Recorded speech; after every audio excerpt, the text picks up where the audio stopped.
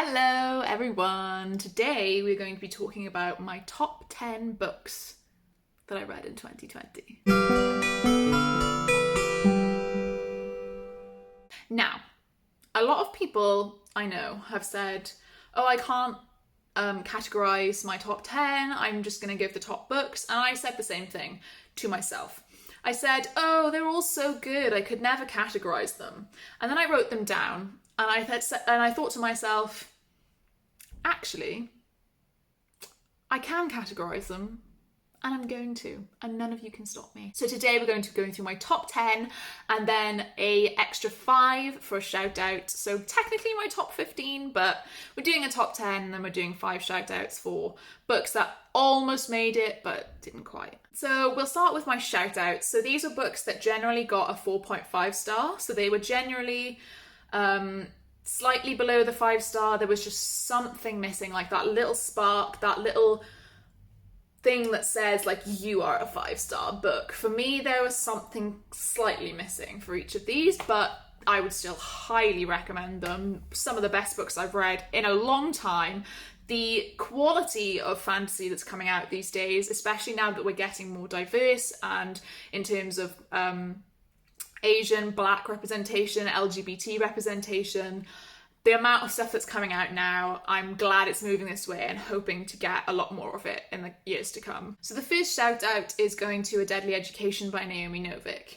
This was a very quick read for me. It was very different to what she's written before. There are a few issues I think that people had with it, including the biracial representation of her being half Indian, and some things to do with like the way dreadlocks were portrayed as well. So I definitely look into that before you read the book. I really enjoyed the characters in this. I really liked the main character. I liked the himbo love interest. There wasn't enough plot for me really, which is why it's not in the top 10, but there we go. I'm not going to say too much about each of these books because there are 15 to get through and I don't want this to be a really long ass video. So if I don't say enough for you to convince you, then please do go to the Goodreads page and like check it out. The next shout out goes to Lightbringer by Claire Legrand, and this is the finale to the Imperium trilogy. I really enjoyed this. I listened to this on audio. Again though, there was like something not quite right there, something that didn't quite push it to a 5-star for me like it did with Kingsbane. Kingsbane was a full 5-star, which is the second book. I just could not believe my eyes, well my ears, I was listening to it when I read Kingsbane, but Lightbringer was a little bit slower, and I feel like a little bit more action could have been put in. I liked the ending though, I liked the ending of the book. The next shout out goes to The Dragon Republic by R.F. Kuang. Again, one of those things, there's something missing, something not quite there for me, and I think it was because I had seen a spoiler, because people on Twitter like to spoil things, specifically for the Poppy War trilogy for some reason. I knew the spoiler that was near the end of the book, so it kind of did tamper my enjoyment of it.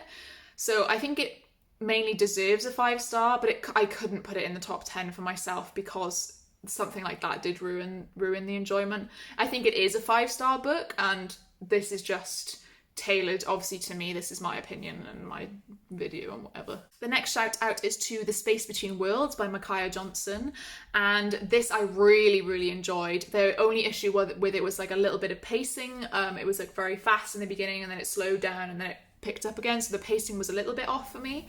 But it was really enjoyable. One of the best sci-fis I think I've ever read in my life.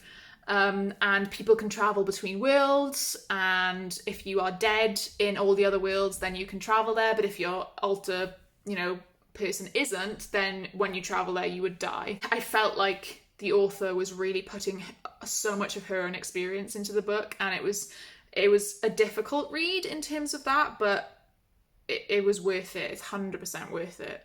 It's very realistic. And the last shout out is to The Boneshard Daughter by Andrea Stewart. This really kind of blew my mind. I really enjoyed it. The magic system was really good. The characters were really good. The intrigue was off the charts.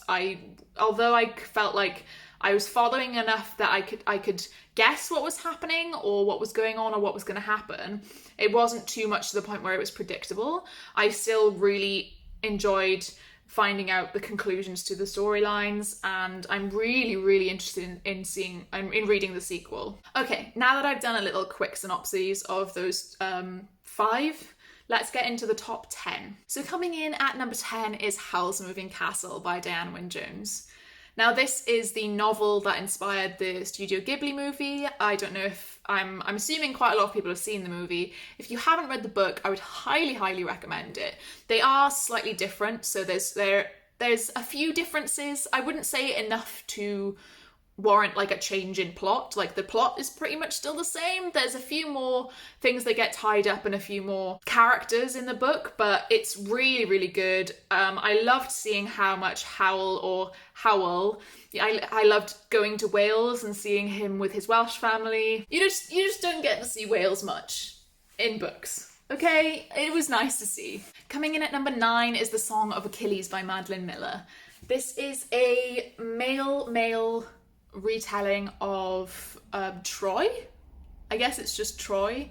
Not necessarily, because it's not, I guess it's the War of Troy. Helena of Troy gets kidnapped, and Achilles is a super cool dude, and he is good at war, and he beats them all up. And him and Patroclus are in love. And that's all you need to know. Next. I'm just kidding. This is a really, really good book though. I listened to it on audio and I really, really enjoyed it. I highly recommend the audiobook. The narrator was really good. And in general, I just really enjoy Greek mythology. I don't think I could ever not give something a 5-star if it's to do with Greek mythology most of the time. I just enjoy the stories so much, and you can't really go wrong with them. Coming in at number 8 is The Devil in the Dark Water by Stuart Turton. Stuart Turton, if you don't know, wrote The 7 Deaths of Evelyn Hardcastle, which was one of my favourite books of 2018, I think it was. And I met him at Waterstones in Swansea, and it was really great, and he signed my book, and it was amazing. He's really funny in real life, and if you haven't read his little notes at the end, like the author notes at the end, you should, because he's hilarious. And you should follow him on Twitter as well, because he's really funny. But The Devil in the Dark Water is a similar genre mashup in terms of a mystery. So it's Sherlock Holmes meets pirates, I guess. It's basically Sherlock Holmes' locked room mystery, but on a ship in like the 1930s or 40s. And basically there's a devil aboard the ship, and his mark keeps turning up, and people keep dying, and they don't know what the fuck's going on. But there's like, everyone has a motive, everyone has a backstory and like a link to it. So it's really, really, really enjoyable. Stuart Turton does have like longer books, and he is a little bit like, they are chunky books and they're a little bit slower. And he does assume that you're good at working stuff out, which I like in a book. I like being confused. I kind of like being confused.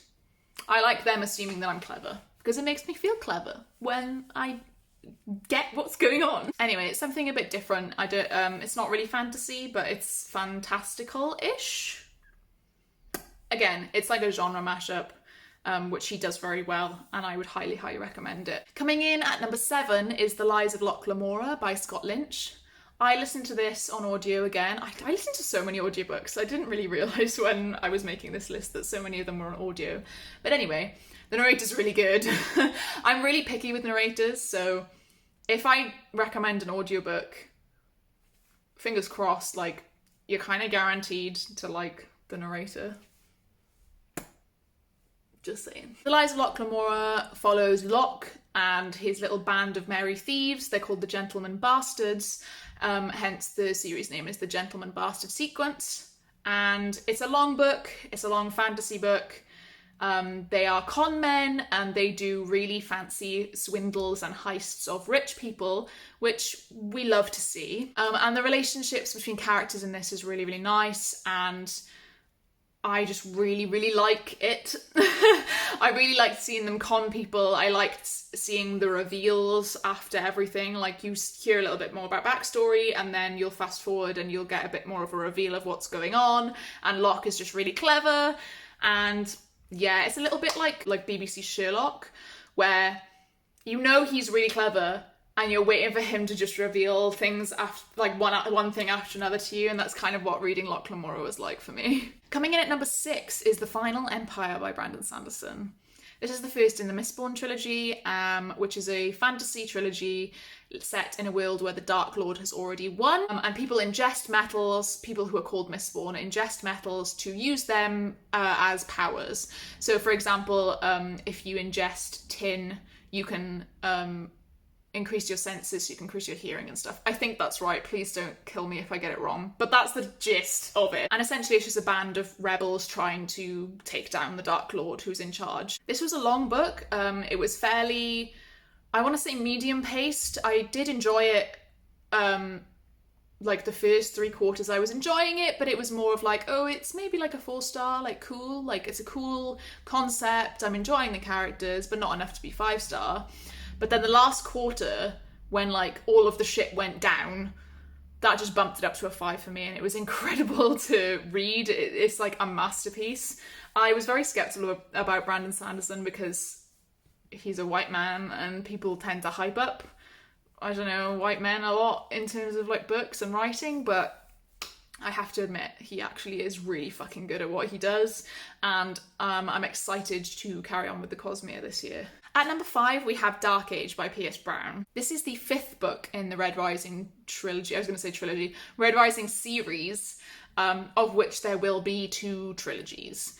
The original trilogy ended, and then he decided to create another trilogy set 10 years later, and Dark Age is the 2nd book in that trilogy. We get introduced to a new perspective in this book. I read it a while ago. Another one I read on audio, actually, and I listened to this with Jordan, and we listened to it every day.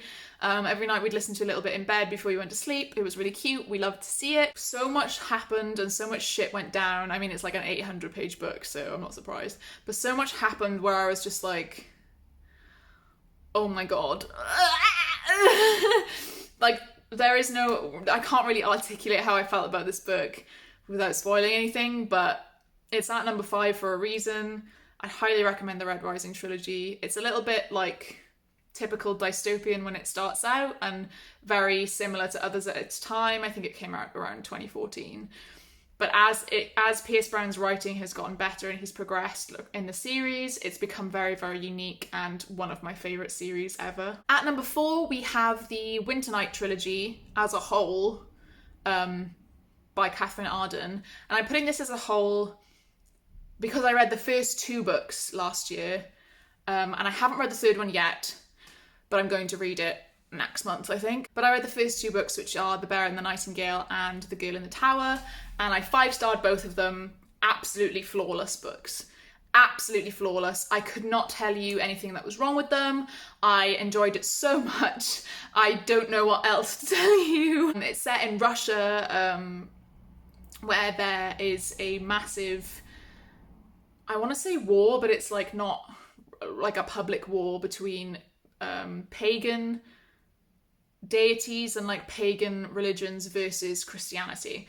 And Christianity and like Christian nuts, like religious nuts, they rile me right up. They really piss me off. Anything like Westboro Baptist Church, like, oh my god, it really makes me angry. So this book, these first 2 books brought out so much of that in me, and when I have that visceral of a reaction to someone's writing or someone's story, that's when I know it's that fucking good. And the main character, Vasya, is such like a strong, independent character, and she doesn't want to be, she doesn't want to marry a duke and have children and be stuck in a tower her whole life. Like, she wants to do what she wants. She wants to like be free in the woods like a woodland sprite. And why not? Why can't she do that? And there's an enemies to lovers romance between her and Morozko, who is the winter demon, I think, something like that. He's called something like that. And she can see all of the demons and all of like the little gnomes and things running around, but not everyone has that sight.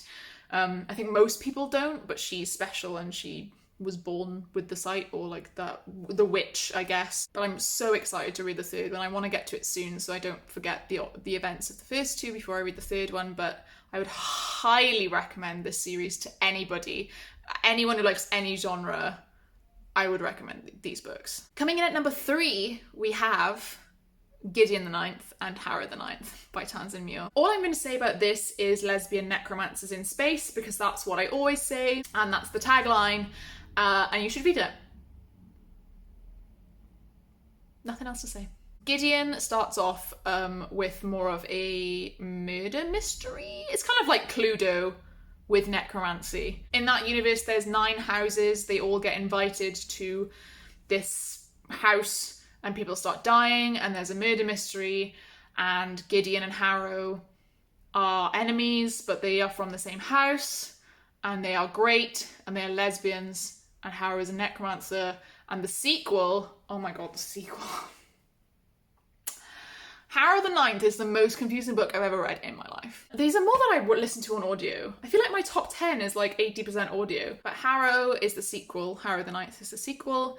And I had no idea what was going on for like 80% of the book, but I was along for the ride, and by the time I figured everything out by the end, I was so in. I was just completely bought into everything that Tamsin Muir was selling me, and I loved it. And I cannot wait for the 3rd one to come out. It's Elector the Ninth. It was meant to come out this year. It's been pushed back because of COVID, I think. So anyway, it's been pushed back to next year, which is 2022. I'm hoping early 2022, and I'm excited to reread the first 2 books, to fully understand the first 2 books before jumping into the 3rd. Coming in at number 2, we have The Empire of Gold by S.A. Chakraborty. This is the finale to the Daevabad trilogy, and it was one of my most anticipated books of 2020. I was lucky enough to get an ARC, which I could not believe. I think it was a wish got granted by Harper Voyager, and I was so lucky to have one of my wish granted on NetGalley for this.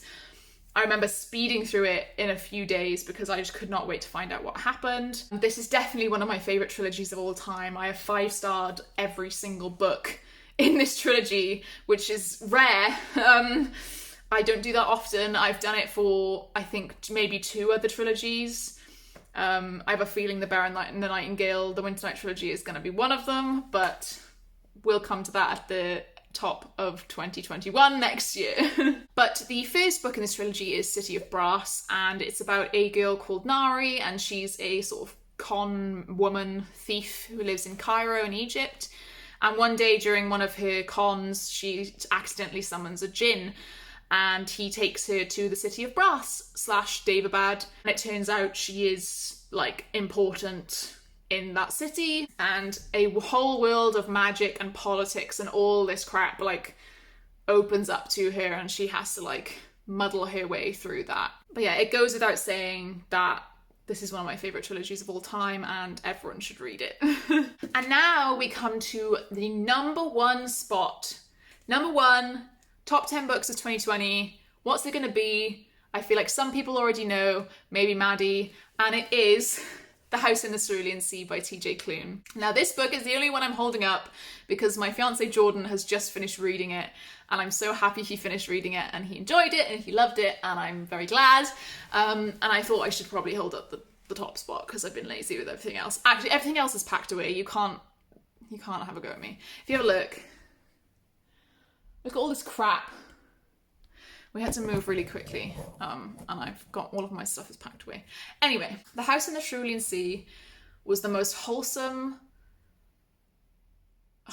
is the only word I can think of right now because I'm a bit speechless, but it's one of the best books I think I've ever read in my life, like not just of 2020. I would reread this in a heartbeat, and I think that is the true mark of a favourite book, is the fact that you could reread it as many times as you wanted, or, you know, recommend it and reread it and reread it again and then still want to reread it. I feel like that is the true mark of a favourite book or a number 1 book. So this book is a wholesome light fantasy that is set in a world where magical powers do exist, but it's sort of like an X-Men type deal where normal people like you or me, like are really discriminatory against magical people, and they shun them and they're very looked down upon. And I think most people with powers don't have very I wouldn't say they have very dangerous powers like in X-Men. It's more of like mundane, everyday things like, oh, they can levitate or something like that.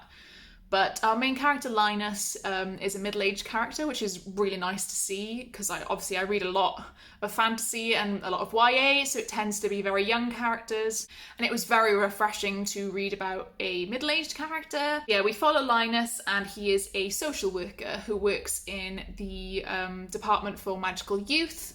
And he goes to orphanages and checks that they're treating the magical youth properly, that they're not being abused, you know, things like that. Just a normal social worker, but for magical youth. But Linus's life is pretty, you know, textbook. He follows rules very religiously. He's quite boring. He lives alone. He just likes to go home, put his records on, and his days are mostly the same. Like, he doesn't really do much in his life or have anyone in his life except for his ratty neighbour who's horrible to him. And the place that he works at as well is very drab. Everyone's in a really small cubicles, and he's a little bit of a, you know, a bigger man, so he gets a little bit self-conscious that he's like a little bit fatter and he can't fit in and stuff, like fit through the tiny things that aren't made for people who are his size. But one day he gets called to upper management, and they tell him that he needs to go on a 3-month case to the house in the Cerulean Sea. It's not called that in the book, but it's a nice title. Where there are 5 of the most dangerous magical kids in the world, or in the country, I guess. Obviously, Linus can't exactly say no since it's his job, so he ends up going there and meeting the 5 kids and the guy who is in charge of them.